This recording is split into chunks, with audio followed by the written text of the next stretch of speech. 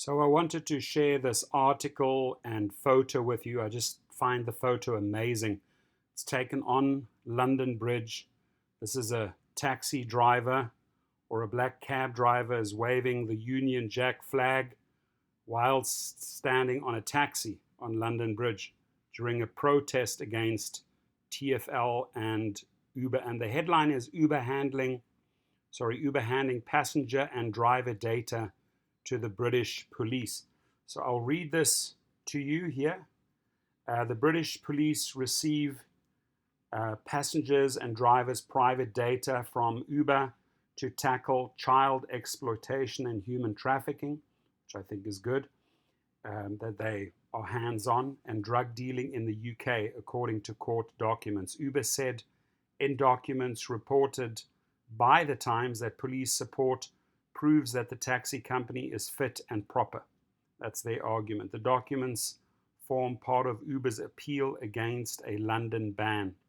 Police access to Uber data compromises the rights of drivers, couriers, and passengers, the UK-based App Drivers and Couriers Union said. Uber is handing over both passengers and drivers' private data to the British police, who oppose an impending ban on the app in London, according to court documents.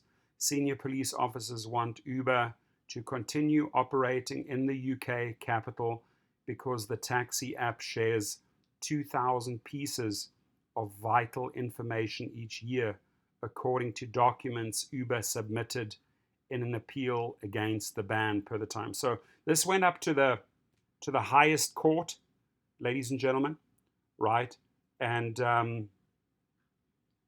it wasn't looking good for Uber, especially them not cooperating during the entire process. But it looks like they are trying to sort of appeal the courts and hand over information that could help them. This might save them at the end of the day.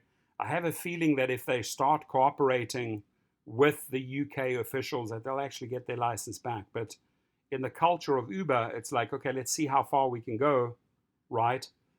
Before we admit to anything, or before we hand over anything, before we comply with anything.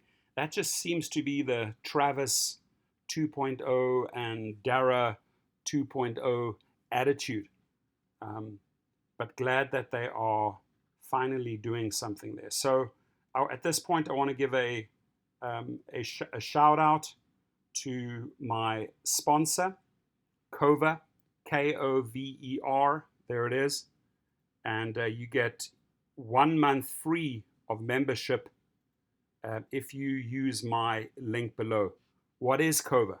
Kover is a gig worker protection plan. Obviously, you have your auto insurance in place, you have your medical insurance in place, but this gig protection plan takes care of so many other things that could go wrong, right? You could be deactivated. They then would have a legal arm representing you and fighting for you. Your car could end up in the shop, and you might be out of commission, losing income. They step in, pay up 80% of your lost income. You might end up in hospital. They'll step in, pay up to 80% of your lost income. So it has a ton of benefits, and you should truly check it out, right?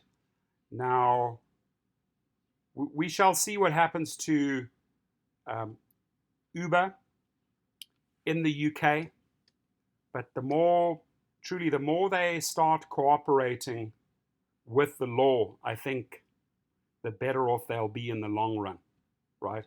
Instead of just facing lawsuit after lawsuit after lawsuit, they're going to have to give up a little bit and start working with those officials. And back here in California, obviously, they'd have to work with California officials if they really want to start making progress and see their share price go up, right? Their share price is still hovering in the 30s. It's not moving because there's just so much uncertainty, right? When they have certainty and some positive wins, yes, you will see this stock go way up into the 40s.